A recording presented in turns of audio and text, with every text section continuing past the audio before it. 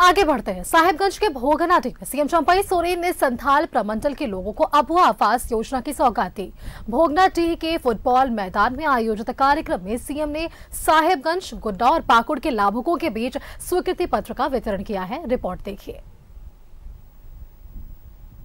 साहिबगंज, गुड्डा और पाकुड़ के लोगों को अबुआ आवास की सौगात मिली। बरहेट के भोगनाडी फुटबॉल मैदान में आयोजित कार्यक्रम में मुख्यमंत्री चंपई सोरेन ने लाभुकों के बीच स्वीकृति पत्र का वितरण किया। साथ ही लाभुकों के खाते में डीबीटी के माध्यम से पहली किस्त भी ट्रांसफर की। इसका पैसा नहीं देके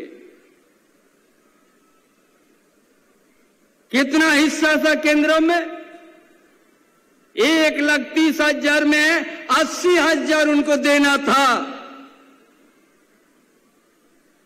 भारत सरकार को, लेकिन जब नहीं दिया,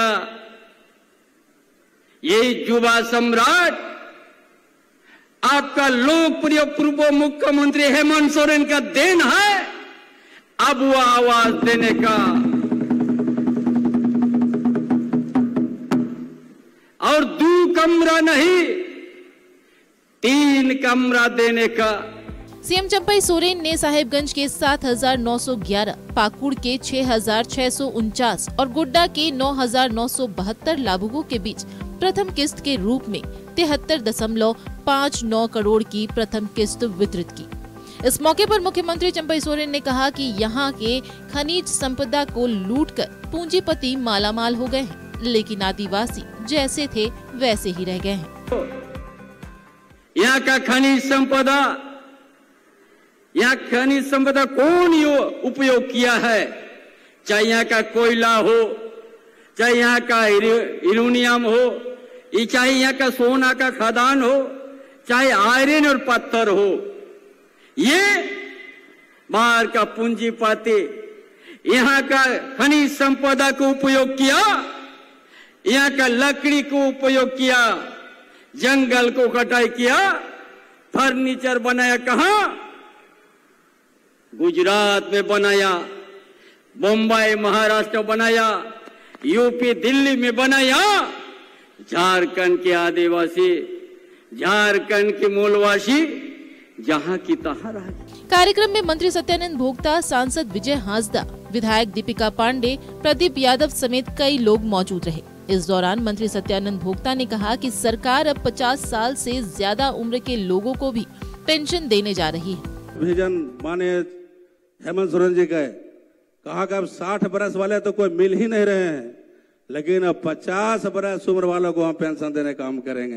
ये सरकार की बहुत बड़ी योजना है जो 20 फरवरी से लेकर 25 फरवरी तक विभिन्न जगह पर ग्राम सभा होता होगा और हम लोग मार्च में ही इसका प्रारंभ करने वाले हैं। लगभग 5 लाख, ये बहुत बड़ा जनता के लिए जनहित की योजना है।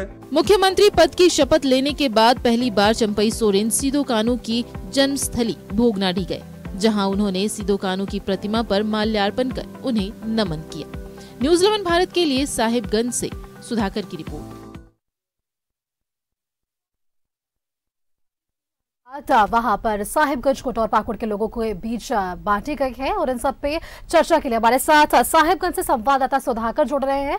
सुधाकर का एक बार रुख कर लेते हैं। सुधाकर, हमने देखा कि किन परिस्थितियों में झारखंड में नेतृत्व परिवर्तन होता है और क्या कुछ जिम्मेदारियां चंपई सरकार के हाथों आती है। काफी कम समय, 1 साल से भी कम समय है सरकार के पास, चंपई सरकार की अगर हम बात करें तो। इन सबके बीच सरकार काफी रेस नजर आ रही है। वो आवास को लेकर, वृद्धा पेंशन को लेकर लोगों के बीच जाना और लोगों का भरोसा जुटाने में चंपई सरकार जुटी हुई है। सुधाकर,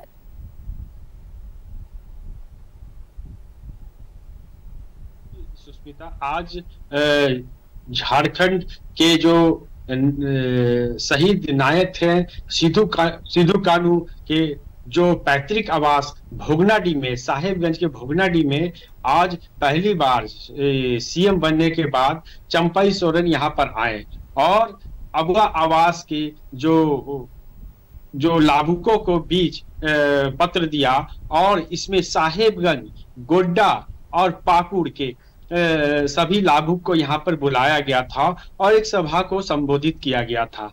चूंकि यह एक बार एक बात और भी है कि ये जो जहाँ पे सभा हुई थी बरहेट विधानसभा का क्षेत्र पड़ता है और इसका ये बरहेट विधानसभा पूर्व मुख्यमंत्री हेमंत सोरेन का क्षेत्र है।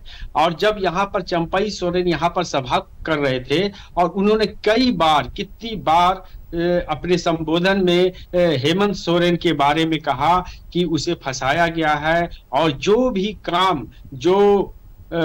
भी काम उन्होंने छोड़ कर गया था, या तो अबुआ आवास कहे, गाड़ी ग्राम योजना कहे और जितने भी योजना है, जो 50 वर्ष की जो पेंशन योजना जो लागू किया है, वो सब हेमंत सोरेन का ही देन था। और कहीं ना कहीं अगर ये भी देखा जाए कि अब कुछ बहुत ही जल्द यहाँ पर पूरे देश में आचार संहिता लागू होने वाला है, चूंकि लोकसभा का भी समय आ गया है, तो कहीं ना कहीं ये इशारा चुनावी सभा भी कर रहा था। क्योंकि हम यह भी देख रहे थे, वहां हम भी से सुन रहे थे कि जो भी वहां पर जैसे प्रदीप यादव भी अपने मंच पे संबोधन करने आए, तब उन्होंने आरो हाथ बीजेपी को लिया और कहा कि बीजेपी केवल एनडीए इंडिया की सरकार को, जो गठबंधन की सरकार है, उसको डिस्टर्ब करना चाहती है।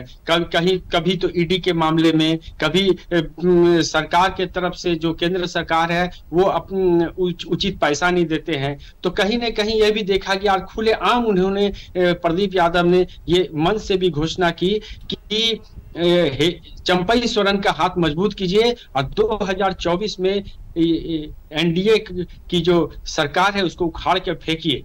जी सुष्मिता। बिल्कुल सुधाकर, तो आज हमें सुनाई दिया कि किस तरीके से आज गठबंधन की सरकार एक साथ खड़ी है और आने वाले चुनाव को लेकर जनता को किस तरीके से साधना है, ये भी सरकार कोशिश में लगी हुई है और शायद ये सफल होगा भी, क्योंकि लाभुकों की खुशी आज जो है वहां मंच के माध्यम से हम देख पा रहे थे। फिलहाल आपका बहुत बहुत धन्यवाद सुधाकर हमारे साथ जुड़ने के लिए और ये तमाम जानकारियां हमारे दर्शकों के साथ साझा करने के लिए कि आज जब वहां पर सीएम चंपई सोरेन वहां पर पहुंचते हैं तो क्या कुछ लाभुकों के बीच आज स्वीकृति पत्र का वितरण और क्या आज लाभुकों का जरिया देखने को मिला, क्योंकि जिस तरीके से चुनाव नजदीक है, एक के बाद एक रैलियां हो रही हैं, जनसभाएं हो रहे हैं और योजनाओं का वितरण भी किया जा रहा है। आपका बहुत बहुत धन्यवाद सुधाकर हमारे साथ जुड़ने के लिए और ये तमाम जानकारियां हमारे साथ साझा करने के लिए।